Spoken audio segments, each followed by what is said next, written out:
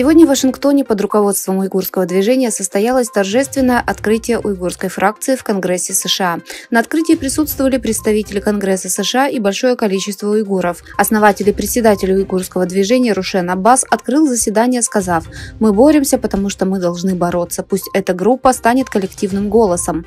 Майкл Маккол, председатель Комитета по иностранным делам Палаты представителей, присоединился к встрече по видеоконференции, поделился словами поддержки и поприветствовал уйгурскую группу. Выступая на открытии, президент Всемирного уйгурского конгресса Далкун Иса приветствовал создание уйгурской фракции Конгресса и напомнил всем, что коллективные действия необходимы сейчас как никогда. Китайская администрация продолжает политику геноцида в оккупированном ею Восточном Туркестане, ускоряя осуществление культурного геноцида.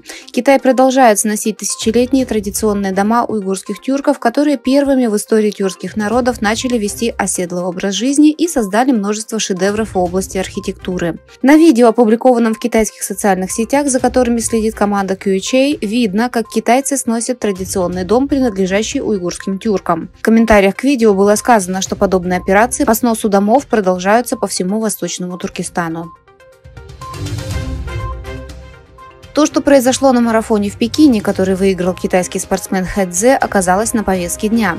По поводу марафона было начато расследование. На кадрах 21-километрового полумарафонского забега, прошедшего в Пекине 14 апреля, было видно, как эфиоп Дэджине Хайлу Бекила, кенийские бегуны Роберт Кеттер и Вилли Мнангат и китайский спортсмен Хэ вместе приближаются к финишу. На кадрах видно, что Мнангат подал Хэ знак рукой, чтобы тот шел вперед, а 3 африканских спортсмена остались позади китайского бегуна до финиша.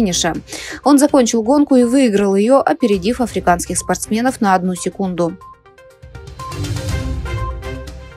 Созданная в прошлом году рабочие группы по экономике и финансам между США и Китаем провели свое 4-е заседание. По итогам встречи стало известно, что обе стороны договорились обсуждать экономическую политику, поддерживающую сбалансированный рост местной и мировой экономик на регулярной основе.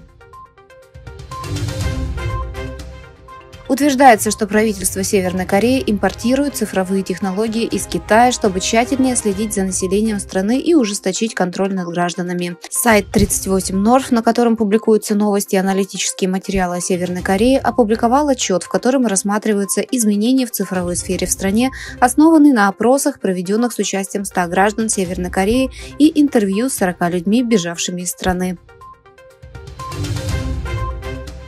В телефонном разговоре с министром иностранных дел Ирана Хосейном Амиром Абдаллахианом министр иностранных дел Китая Ван И осудил нападение Израиля на представительство Ирана в Дамаске и отметил заявление Ирана о самообороне в связи с этим нападением.